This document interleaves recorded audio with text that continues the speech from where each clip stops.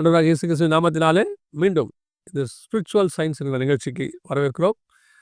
நம்ம கூட ரூமன் வந்திருக்கிறாங்க. ஒவ்வொரு வாரமும் இந்த இப்போ கடைசியாக நம்ம பார்த்துட்டு இருக்கிறது என்னென்னா, ஏன் இயேசு மனிதனாக வரணும் அப்படிங்கிற ஒரு இம்பார்ட்டன்ட் கொஸ்டின்ஸ்க்கு நம்ம பதில் பார்த்துக்கிட்டே இருக்கிறோம். இப்போது அது மாதிரி சில முக்கியமான கேள்விகள்லாம் இருக்குது. போன எபிசோடில் கூட சிலர் கேட்ட கேள்விகளுக்கு பதில் பிரதர் சொன்னாங்க. இன்றைக்கும் நம்ம கூட இருக்காங்க. இந்த பதில்கள் நம்ம பார்க்க போகிறோம். அதுக்கு முன்னாடி மதருடைய வாய்ஸ் ஆஃப் பைபிள் சேனல் அதையும் பாருங்கள். அதுலேயும் நிறைய விஷயங்கள் அவங்க அப்லோட் பண்ணிகிட்டே இருக்கிறாங்க. Praise lord brother. Praise lord. எப்படி இருக்கீங்க? நல்லா இருக்கேன். நம்ம இன்னைக்கு என்ன பார்க்க போகிறோம்? Praise lord. Thank you so much for your invitation once again. So இன்றைக்கி ஃபஸ்ட்டு வந்து பார்த்திங்கன்னா ஆல்மோஸ்ட் 12வது எபிசோட்ஸ்க்கு வந்திருக்கிறோம். இது 12வது எபிசோட். ஏற்கனவே ஒரு 52 முடிஞ்சிருக்கு. நம்ம 10 ஆரம்பித்தா போதும் தான் ஃபஸ்ட்டில் பேசணும்.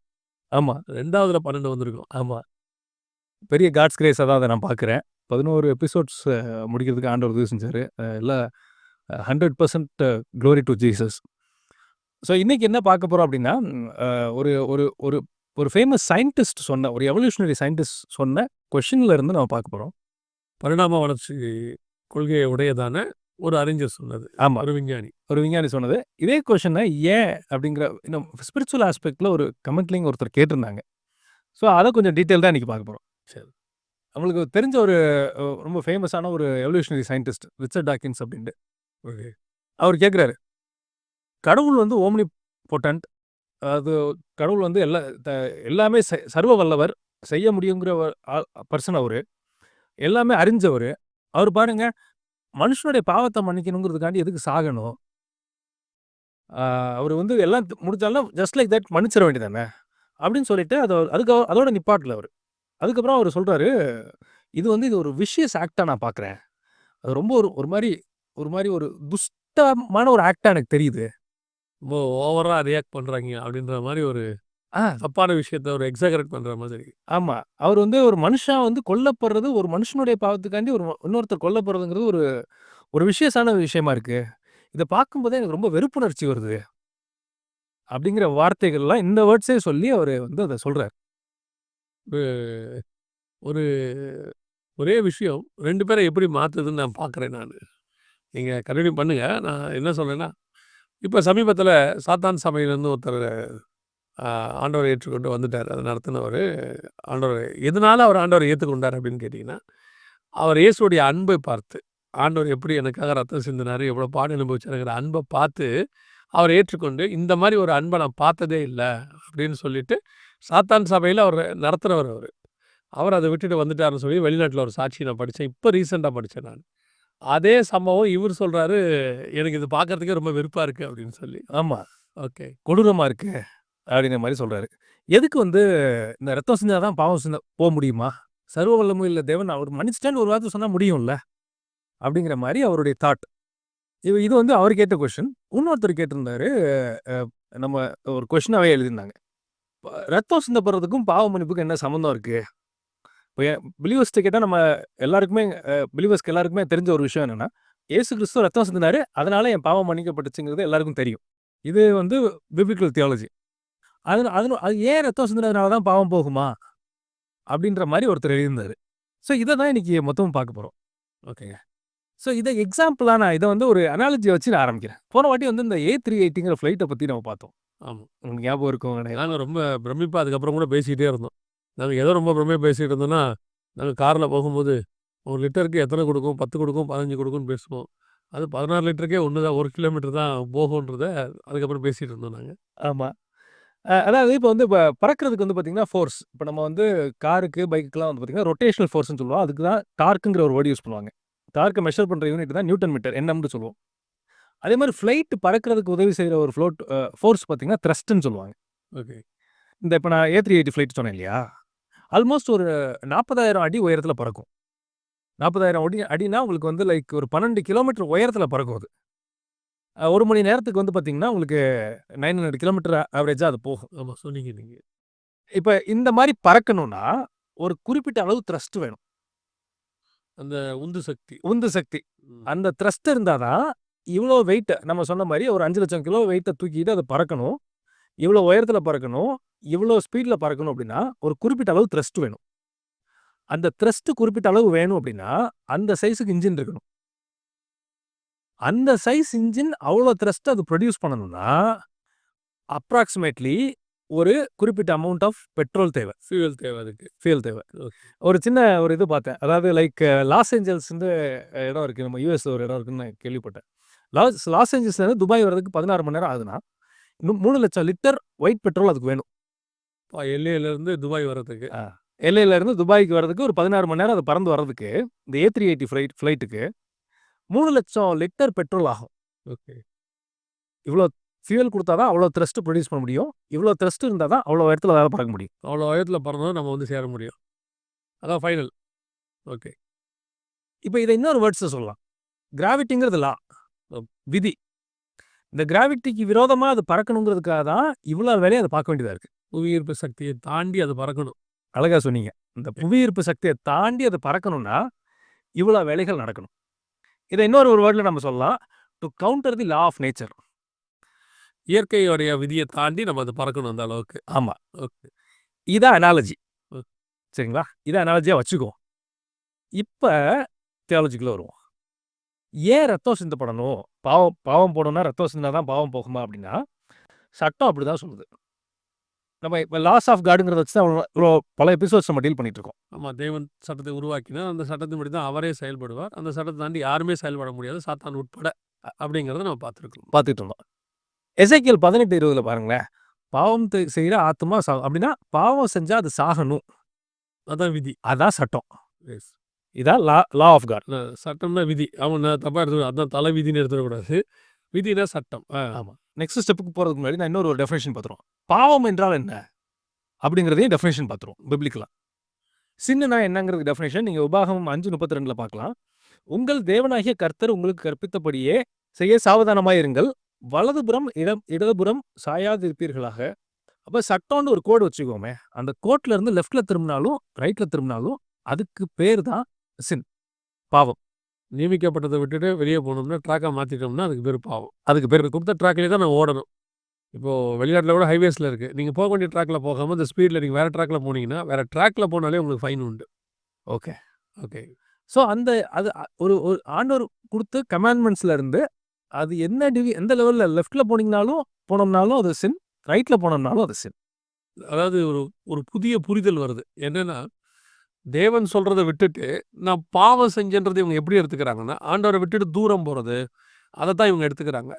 ஆனால் அதே நேரத்தில் ஆண்டவர் சொல்லாதது செய்யறதுன்னு ஒன்று இருக்குது ஸ்பிரிச்சுவலாகவே. தேவன் ஒரு விஷயத்த சொல்லலை, உடன்படிக்கை பெட்டியை அவங்க பிடிக்கிறாங்க, அது பாவமாக பார்க்கப்படுகிறது இல்லையா? இப்போ அவங்க ஸ்பிரிச்சுவல் பர்சன், அங்கே நடக்கிறது ஒரு ஸ்பிரிச்சுவல் ஆக்டிவிட்டி, ஆனால் அது தப்பான ஒரு விஷயத்தை அவங்க செய்கிறாங்க. வலதுபுறமும் இடதுபுறங்கிறது நாம் சொல்லக்கூடியது பாவம் எல்லாமே. அட் த சேம் டைம் ஸ்பிரிச்சுவலாகவும் நீங்கள் அவர் சொல்லாத செய்யறதுக்கு பேர் பாவம் தான். டெக்னிக்கலி அதனால தான் வில் ஆஃப் காடை தாண்டி பண்ணுற எதுவுமே பாவம்னு நம்ம சொல்லுவோம். Will of God. ஓகே. கடவுளுடைய சித்தத்தை தாண்டி நல்லது மாதிரி அது தெரிஞ்சால் கூட அதை செய்யாமல் இருக்கிறது தான் நம்மளுக்கு சேஃப். ஓகே. அதுதான் அப்படி செய்யறது கூட இந்த சென்ஸ் பாவம்னு நம்ம சொல்லலாம். நீங்கள் சொல்கிற இல்லஸ்ட்ரேஷன் போய். ஆமாம். ஸோ இப்போ இது இருக்குது. இதுதான் சின்னுக்கு டெஃபினிஷன், பாவத்துக்கு டெஃபினிஷன். இப்போ ஒன்று பழைய ஏற்பாட்டில் சொல்லி கொடுத்துருக்காரு. எதுக்கு ரத்தம் சிந்தப்படணும் அப்படிங்கிறதுக்கு ஆண்டவர் சொன்ன பழைய ஏற்பாட்டு விதி என்ன சொல்கிறாரு அப்படின்னா, லேவியராகமம் 17:11 பாருங்க. மாம்சத்தின் உயிர் இரத்தத்தில் இருக்கிறது, நான் உங்களுக்கு பலிபீடத்தின் மேல் உங்கள் ஆத்மாக்களுக்காக பாவ நிவிர்த்தி செய்யும்படி கட்டளையிட்டேன். கட்டளையிட்டேன்னா கமாண்ட். பலிபீடத்தில் பாவ நிமிர்த்தி செய்யறதுக்கு அவருக்கு ஒரு கட்டளை வச்சிருக்காரு, ஒரு லா இருக்கு. அது என்னன்னா ரத்தம் சிந்தப்படும். அதான் சட்டமே. ரத்தம் சிந்தறது தான் சட்டம். ஆமாம், ரத்தம் சிந்தினாதான் பாவம் போகும். இது சட்டம். ஓகே. இது பழைய ஏற்பாட்டு சட்டம். இதுதான் காட்ஸ் லாவும் கூட. ரத்தம் சிந்தப்படாம பாவ மன்னிப்புங்கிறது கிடையாது. அதுதான் இந்த வசனம் தெளிவாக சொல்லுது. ஏசு கிறிஸ்து எதுக்கு ரத்தம் சிந்த வேண்டியதாக இருந்துச்சுன்னா, இந்த பாவம் போகணுங்கிறதுக்காக தான் அவர் ரத்தம் சிந்தவே செஞ்சார். அதை நம்ம எங்கே பார்க்கலாம் அப்படின்னா, லூக்கா 22:20. போஜனம் பண்ண பின்பு அவர் அந்தபடியே பாத்திரத்தையும் கொடுத்து, இந்த பாத்திரம் உங்களுக்காக சிந்தப்படுகிற என்னுடைய ரத்தமாகிய புதிய உடன்படிக்கையாக இருக்கிறது. இதில் தான் ஒரு விஷயம் நடக்குது. இது புதிய உடன்படிக்கைன்னு சொல்றாரு. இந்த பாத்திரம்ங்கிறது எதுன்னு நம்மளுக்கு தெரியும். அவர் சிலுவை தான் சொல்றாரு. மத்தேயு 26:36-39 வாசிக்கிறபடி, இந்த பாத்திரம் என்னை விட்டு நீங்க கூடுமானால் நீங்க போடுன்னு சொல்றாரு. இது புதிய உடன்படிக்கை ரத்தமா இருக்குது. நிறைய பேர் இன்னும் பாத்திரமே நினைச்சிட்டு இருக்காங்க. பாத்திரம் சுத்தமாக இருக்கணும், பாத்திரம் வந்து க்ளீனாக இருக்கணும், அந்த பாத்திரத்தை அவங்க தொடக்கூடாது. நிறைய கமெண்ட்மெண்ட் இருக்குது. இந்த பாத்திரத்தை வந்து குறிப்பிட்ட ஆளை தவிர வேறு யாரும் தொடக்கூடாது. ஐயா அது கழுவுறது கூட குறிப்பிட்ட ஆள் தான் கழுவணும். என்னென்னு கேட்டால் என் ரத்தத்தினாலும் புதிய அந்த பாத்திரம் இருக்கு இல்லையா, புதிய உடன்படிக்கைன்ட்டு அதுக்கு ஒரு இம்பார்ட்டன்ஸ் இருக்குது. ஆனால் அங்கே பாத்திரங்கிறது அவருடைய சரீரத்தைங்கிறத வந்து புரிதல் இல்லாமல் இருக்கவங்க இருக்காங்க. அதுக்காக சொல்கிறேன். ஆமா. இப்ப இது புதிய உடன்படிக்கையின் ரத்தம்னு ஆண்டவர் சொல்றாரு. அப்ப இன்னொரு ஒரு விஷயம் இதை யோசிச்சு பார்த்தோம்னா நமக்கு புரியும். பழைய உடன்படிக்கையுமே பார்த்தீங்கன்னா ரத்தத்தின் அடிப்படையில் தான் இருந்திருக்கு. புதிய உடன்படிக்கை ரத்தமா இருக்கிற பட்சத்தில் பழைய உடன்படிக்கை ரத்தமாக தான் இருந்திருக்கணும். அதாவது 2 உடன்படிக்கையிலையும் முறைமை தான் மாறுபடுதே ஒழிய மையப்பொருள் ரத்தமாக தான் இருக்கும். அங்கே ஆட்டுக்குட்டியின் ரத்தமாக இருக்கும், இங்கே ஆட்டுக்குட்டியான ஒரு ரத்தமாக இருக்கும். அங்கே ஆரோனின் முறைமையாக இருக்கும், இங்கே மெல்கிசேதேக்கின் முறைமையாக இருக்கும். முறைமைகள் மாறப்படும் ஒழிய மூலப்பொருள் ரத்தமாகத்தான் இருக்கும். ஏன்னா அது ஆட்டு ரத்தம், இது இயேசு கிறிஸ்துவின் ரத்தம். அது அடையாளம், இது அது நிஜம், இது நிழல். அவ்வளோதான் ஒழிய பட் மையம் வந்து ரத்தம் தான். ஆமா. ஸோ இப்போ நம்மளுக்கு கிளியரா ஒரு விஷயம் புரியுது. கடவுளுடைய சட்டத்தின்படி ரத்தம் சிந்தாம பாவ மன்னிப்பு கிடையாது. ரத்தம் சிந்தப்படணும். அந்த ரத்தம் சிந்தப்படுறதுனால தான் பாவ மன்னிப்பு உண்டாக்கப்படுது அப்படின்னு லேவியராகமத்துல இப்போ நம்ம கடைசியாக பார்த்துட்டோம். புதிய உடன்படிக்கைக்கும் பழசுக்கும் என்ன டிஃபரன்ஸ் அப்படின்னா, பழைய உடன்படிக்கையில் ஒரு குறிப்பிட்ட அமௌண்ட் ஆஃப் சாக்ரிஃபைஸ் ஆர் பலி ஆர் ரத்த பலி குறிப்பிட்ட அமௌண்ட் ஆஃப் பாவத்தை நிவர்த்தி செஞ்சிச்சு. எப்படி மேத்தமெட்டிக்கலாக சொல்கிறேன்னே, ஒரு x amount of sacrifice or x amount of பிளட்னு வச்சுக்குவோம். அது வந்து ஒரு குறிப்பிட்ட ஒய் அமௌண்ட் ஆஃப் சின்ன கிளென்ஸ் பண்ணுச்சு, சுத்திகரிச்சிச்சு. அது மூலமா இவங்களுக்கு ஆத்துமாக்கு மீட்சி கிடைச்சிச்சு. மனுஷனுடைய பாவத்தையும் இந்த ஆட்டு ரத்தம் மாட்டு ரத்தத்துடைய அந்த ஈக்குவேஷனை வச்சு பார்க்கும்போது இது ரெண்டுக்கும் மேட்சே ஆகலை. அதாவது பாவம் பெருகி இருக்கு. ரத்தத்தை ஆட்டு ரத்தத்தை கொடுத்தாலோ மாட்டு ரத்தத்தை கொடுத்தாலோ அதில் வந்து ஒரு எஃபெக்ட்டுமே இல்லை. ஃபார் எக்ஸாம்பிள் ஒரு 10 மாடி பில்டிங் எரியுதுன்னு வச்சுக்கோங்களேன். அதில் ஒரு 10 லிட்டர் தண்ணி ஊற்றினா என்ன ஆகும்னா அது போய் தீ அணைக்காது, அதுவும் சேர்ந்து காணாமல் போயிடும். இந்த நிலைமைக்கு பழைய ஏற்பாட்டில் வந்துருச்சு. மனுஷனுடைய பாவத்தையும் அவங்க பலி செலுத்துறதையும் கம்பேர் பண்ணி பார்த்தோம்னா பலிக்கு மீனிங்லெஸ் ஆயிடுச்சு. நீங்கள் சொன்னதில் ஒரு சின்ன கிளாரிஃபிகேஷன் மட்டும் உங்களுக்கு நான் சொல்லிடுறேன். நீங்கள் ஒரு வேர்ட் யூஸ் பண்ணீங்க. அதாவது என்னென்னா ஆட்டுக்குட்டியின் ரத்தம் வந்து ஒரு ஆத்ம மீட்சியை கொடுத்துச்சு அப்படின்னு சொல்லி. ஆனால் வசனத்தின்படி ஆட்டுக்குட்டியின் ரத்தம் மீட்பை கொடுக்காது, இயேசு கிறிஸ்து ரத்தம் தான் வரும். ஆனால் அதில் ஒரு மீட்பு இருந்துச்சு. என்ன மீட்பு இருந்தது அப்படின்னு கேட்டிங்கன்னா, நியாயப்பிரமாணத்தின் முறைப்படி ஆட்டுக்குட்டியின் ரத்தத்தினாலே கழுவப்பட்டவர்கள் தாழ்ந்த பாதாளத்துக்கு போகாமல் மேல் பாதாளத்துக்குள்ளே இருந்தாங்க. ஸோ அந்த ஐஸ்வர்யவான் ஆபிரகாம் லாசரு சம்பவம் இருக்கு இல்லைங்களா, இவங்க அங்கே போனதுக்கு காரணமே ஆட்டுக்குட்டியின் ரத்தம், நியாயப்பிரமாணத்தினுடைய விதிகளின்படி அவங்க பர்ஃபெக்டாக இருந்தவங்க, விசுவாசத்தினாலே நற்சாட்சி பெற்றவர்கள் அப்படின்னு சொல்லி எபிரேயர் 11:39 இருக்கு. ஸோ இவர்களுக்கு ஒரு மீட்பு இருந்துச்சு. அதனால தான் இவங்க ஜீவனுள்ள ஒரு தேசத்துக்கு போகிறாங்க அப்படின்னு சொல்கிறார் இயேசுவே சொல்லும் பொழுது. இப்போ பொதுவாக ஜனங்க என்ன புரிஞ்சுப்பாங்கன்னா, ஆத்ம மீட்புனா பரலோகத்துக்கு போகிறத பற்றி நினச்சிப்பாங்க. ஸோ இவங்க எல்லாமே மேல் பாதாளத்துக்கு போனாங்க, ஆனால் தாழ்ந்த பாதாளத்துக்கு தப்பு வித்தாங்க. அதனால தான் சங்கீதக்காரர் சொல்கிறார், தேவரீர் என் ஆத்மாவை தாழ்ந்த பாதாளத்திற்கு தப்பு வித்தீர் அப்படின்னு சொல்கிறாரு. ஆனால் அவங்க ஆத்மா தான் பாதாளத்துக்கு தான் போச்சு, மேல் பாதாளத்துக்கு. ஏன் தாழ்ந்த பாதாளத்துக்கு போகலை, அவங்களுடைய அந்த போகாமல் தடுக்கிறதுக்கு மிக முக்கியமாக ஒரு ரத்தம் இருந்தது. எதுன்னு கேட்டிங்கன்னா ஆட்டுக்குட்டியின் ரத்தம், நியாயப்பிரமாணத்தினுடைய ரத்தம். ஆபிரகாம் விருத்த சேதனம் அந்த ரத்தத்தில் இருந்து ஆரம்பித்து ஆட்டுக்குட்டி ரத்தம், நியாயப்பிரமாண ரத்தம் வரைக்கும் இருக்குது. இப்போ புதிய ஏற்பாட்டில் இப்போ நீங்கள் என்ன சொல்ல வரீங்கன்னா, அந்த காலகட்டத்திலேருந்து இயேசு கிறிஸ்து வருவதுக்குள்ளே பார்த்தா பாவம் இன்க்ரீஸ் ஆயிடுச்சு. மனுஷன் நியாயப்பிரமாணத்தை வச்சுக்கிட்டு பாவம் செய்ய ஆரம்பிச்சிட்டான். நியாயப்பிரமாணம் பாவம் செய்யாமல் இருக்கிறதுக்காக தான் வந்தது. அவன் நியாயப்பிரமாணம் இருக்கிறதுனால நல்லா பாவம் செய்ய ஆரம்பிச்சிட்டான். ஆடு இருந்தால் போதும், நம்ம என்ன வேணால் செய்யலாம், புறா குஞ்சு இருந்தால் போதும், என்ன வேணாலும் செய்யலான்ட்டு. ஸோ இப்போது இந்த பாவத்துக்கு இந்த ரத்தம் பத்தாது, இது பெரும் பாவமாக மாறிடுச்சு. ஸோ ஆட்டுக்குட்டி ரத்தத்தால் மீட்க முடியாதுன்னு சொல்கிறீங்க நீங்கள். ஆமாம், ஓகே. அதான் நீங்கள் சொல்கிறபடி இன்னும் கொஞ்சம் நான் புரிஞ்சுக்கிட்டதை சொல்கிறேன், நீங்கள் கரெக்டானு சொல்லுங்கள். ஒரு பார்ஷியல் சான்டிஃபிகேஷன் அது கொடுத்துச்சு, பார்ஷியல் சுத்திகரிப்பை அதால் முடிஞ்சதுக்கு ஏதோ ஒன்று பண்ணுச்சு. அது சட்டத்தின் அடிப்படையில். இப்போ இயேசு கிறிஸ்து ஏன் பலியாகணும் அப்படின்னு நிறைய பேர் கேட்பாங்கல்ல, அதுக்கு அனாலஜியை பார்ப்போம். சங்கீதம் 147:5, நம்முடைய ஆண்டவர் பெரியவரும் மகா பலமுள்ளவருமாய் இருக்கிறார், அவருடைய அறிவு அளவில்லாதது. இதில் நான் ஹைலைட் பண்ண விரும்புகிற வேர்டு பார்த்தீங்கன்னா அளவில்லாதது. அது இங்கிலீஷில் எப்படி இருக்குன்னா, his understanding is infinite. KJ வெர்ஷனில் இது இப்படி தான் இருக்கும், இன்ஃபைனைட்னு இருக்கும். அப்போ ஞானம்ங்கிறது அவருடைய தன்மைகளில் ஒன்று, இல்லாட்டி அவருடைய ஆட்ரிபியூட்ஸில் ஒன்று. அது இன்ஃபைனைட்டாக இருக்கும் பட்சத்தில் அவருடைய எல்லா ஆட்ரிபியூட்டுமே இன்ஃபைனைட்டாக தான் இருந்து ஆகணும். ஆப்வியஸ்லி அது இன்ஃபினிட்டா இருக்குன்னா, அவரும் இன்ஃபினிட்டா தான் இருக்கு. இன்ஃபினிட்டா தான் இருக்கணும். அவருடைய ஞானம்ங்கிறது இன்ஃபினிட்டு, அவருடைய பவர்ங்கிறது இன்ஃபினிட்டு, அவருடைய எக்ஸிஸ்டன்ஸ்ங்கிறது இன்ஃபினிட்டு, அவருடைய ஆட்ரிபியூட்ஸ் தன்மைகள் எல்லாமே பார்த்தீங்கன்னா, அளவில் அடங்காதது அல்லது இன்ஃபினிட். மேத்தமெட்டிக்கலா சொல்லணும்னா இன்ஃபினிட். ஓகே. இப்ப இயேசு கிறிஸ்து பலியாக வராரு.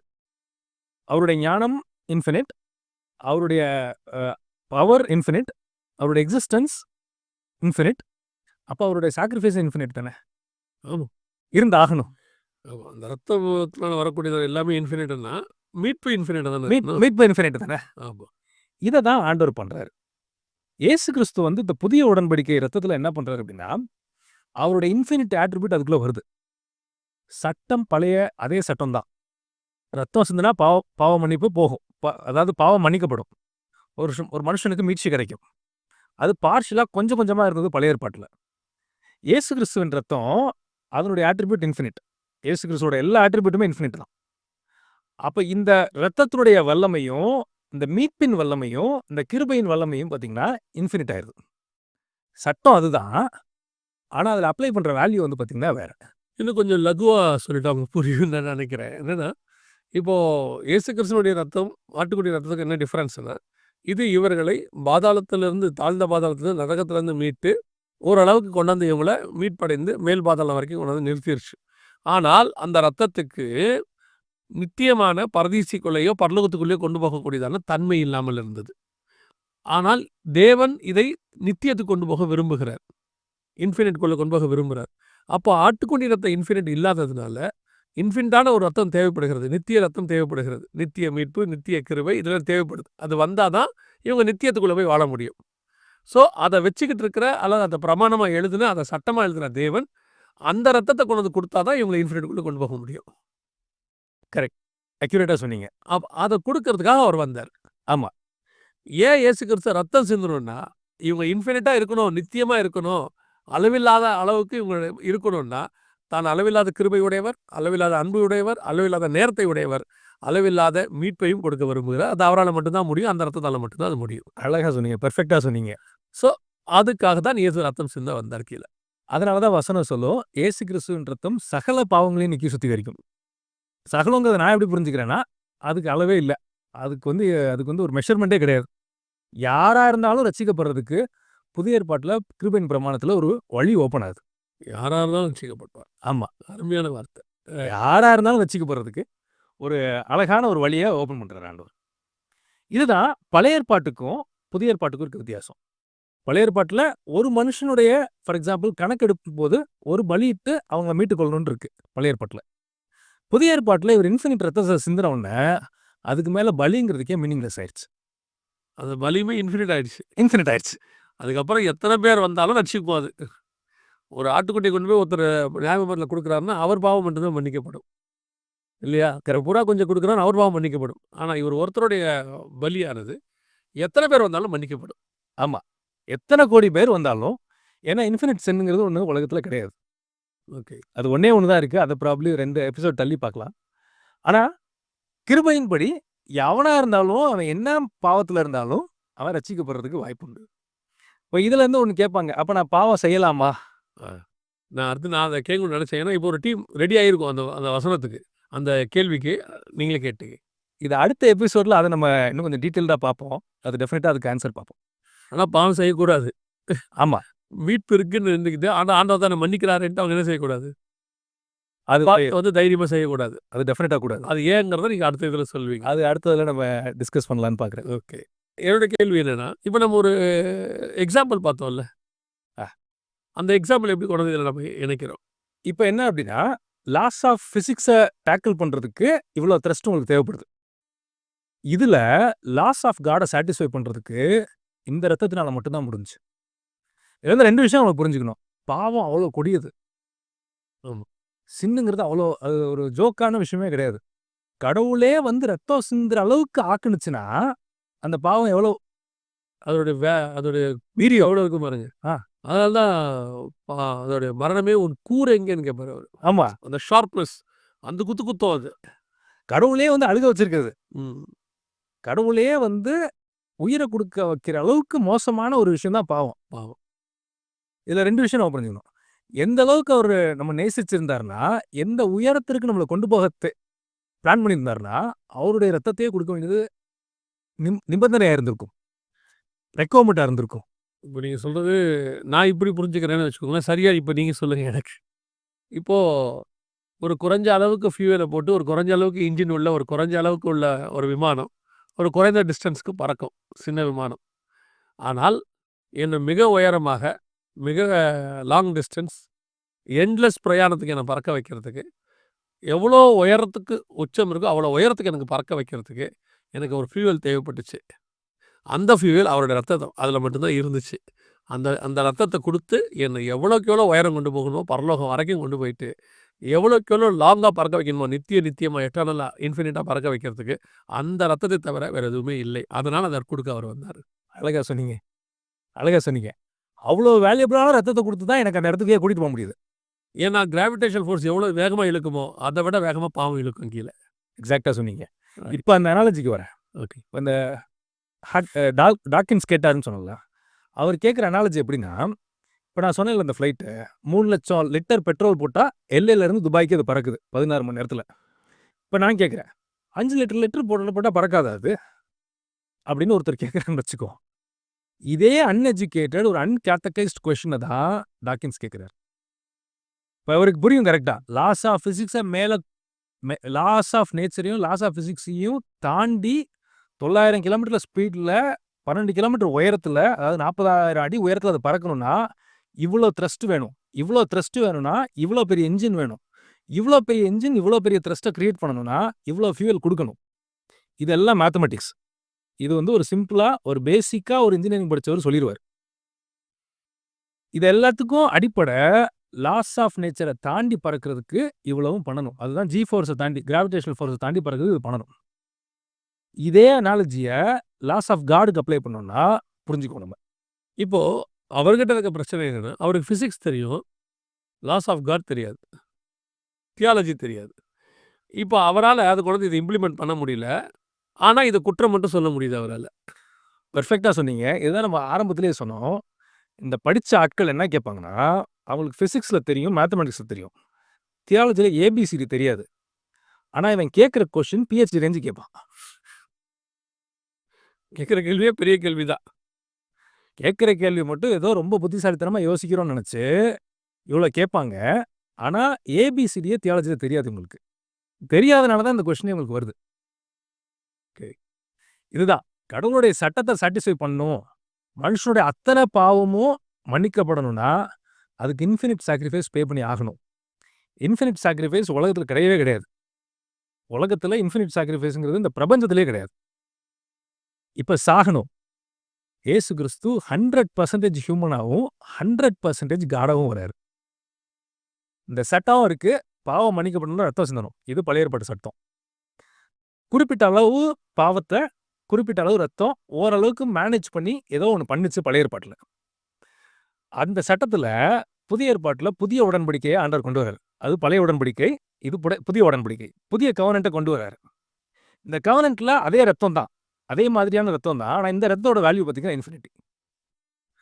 இதனால தான் பைபிள் 2ஆ பிரியுது. பழைய ஏற்பாடு, புதிய ஏற்பாடு.